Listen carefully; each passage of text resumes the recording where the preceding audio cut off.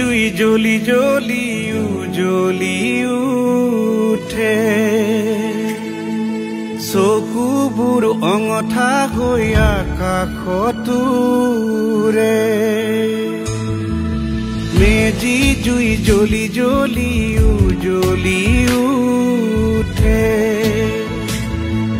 চকুবোৰ অঙঠা হৈ আকাশতুৰে নিজৰ জাতিটোক কিমান ভাল পালে এগৰাকী শিল্পী গণশিল্পীলৈ পৰিণত হয় গণশিল্পী এটা মাত্ৰ শব্দ নহয় গণশিল্পী হ'বলৈ হ'লে জাতি মাটিক ভাল পোৱা আৰু নিজৰ জীৱনৰ সৰ্বোচ্চ ব্যক্তিগত স্বাৰ্থ ত্যাগ কৰি জাতিৰ হকে নিজকে উৎসৰ্গিত কৰিব পৰাজনহে গণশিল্পী আৰু সেই গণশিল্পীৰ উদাহৰণ 21 শতিকাত দি গ'ল এগৰাকী শিল্পী হৈছে শদিয়াৰ ৰাজীৱ শদিয়া আৰু ৰাজীৱ শদিয়াৰ আদ্য সাহিত্য উপলক্ষে স্বতঃস্ফূৰ্তভাৱে ৰাইজে ওলাই আহি এইদৰে আয়োজন কৰিছে বিশাল এটা আয়োজন সকলো ইয়াত যি আয়োজন হৈছে সকলো ৰাইজে স্বইচ্ছাই নিজৰ গাঁঠিৰ ধন ভাঙি ৰাজীৱ শদিয়াৰ আদ্য সাহিত্য আয়োজন কৰিছে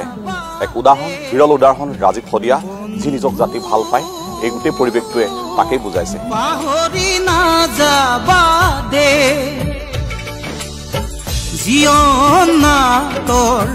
ভাউলৈ উমলা স্মৃতি ৰাখিবা দে স্মৃতি ৰাখিবা দে বন্ধু পাহৰি নাযাবা দে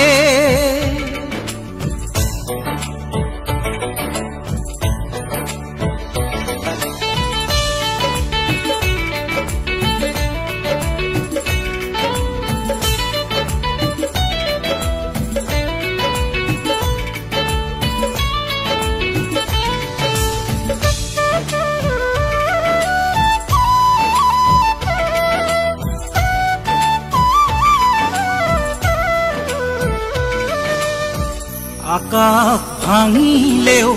তুমি না ভাঙিবা প্ৰতিভাই অভিশাপ দিব কলা ডাৱৰে আকাশ ঢাকিব ধুমুহাই উৰুৱাই নিব ৰাজীৱ শদিয়া দেৱ এনে এজন শিল্পী আছিলে যি সদায় জাতি মাটিৰ অনুভৱক লৈ অসমীয়া নিপীড়িত জনতাৰ অনুভৱক লৈ গান গোৱা এজন শিল্পী আছিলে আৰু এই শিল্পীজন খুব সোনকালে আমাৰ মাজৰ পৰা আঁতৰি যোৱাৰ কাৰণে অসমীয়া জাতিৰ এক আওপুৰণি ক্ষতি হ'ল আমি তথাপিতো আশা ৰাখিছোঁ যে তেখেতৰ মৃত্যুৱে অসমীয়া জাতিক ঐক্যবদ্ধতালৈ আগবঢ়াই লৈ যাব তেখেতৰ গান তেখেতৰ অনুভৱ যদি সঠিক বিশ্লেষণ হয় তেতিয়াহ'লে মই ভাবোঁ যে আমাৰ বিভক্ত হোৱা জাতীয়তাবাদৰ শিবিৰসমূহ পুনৰ ঐক্যবদ্ধ হৈ অসমীয়া জাতি ভাল পৰিৱৰ্তনৰ কাৰণে এক সংগ্ৰামত ব্ৰতী হ'ব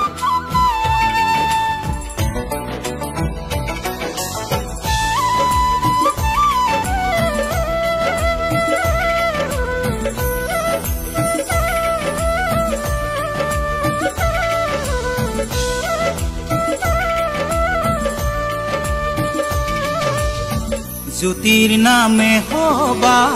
নতুন সুৰুজ যাৰ গতি পৰিধি নাই বাধাৰ প্ৰাচীৰ ভাঙি হতৰোগ বধিবা জননীক ৰাখিবা জীয়াই জীৱনৰে বাটত পিছলি নপৰিবা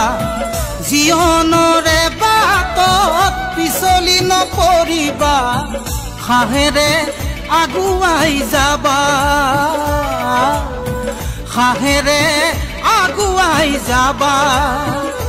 বন্ধু পাহৰি নাযাবা দে বন্ধু পাহৰি নাযাবা দে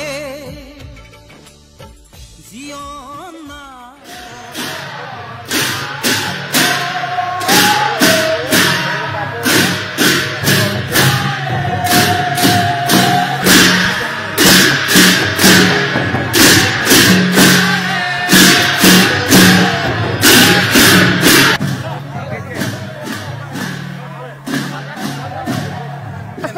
নহ'লে মানে যাব দিগদাৰ হ'ব সেই মইনা এই বৰ দুটা মাজত যাব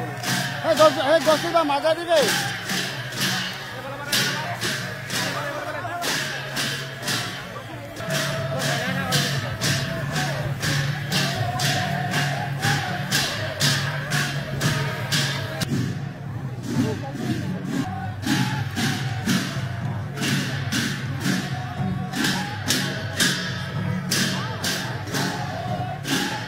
মোৰ নামটো যে কিবা কিনা একদম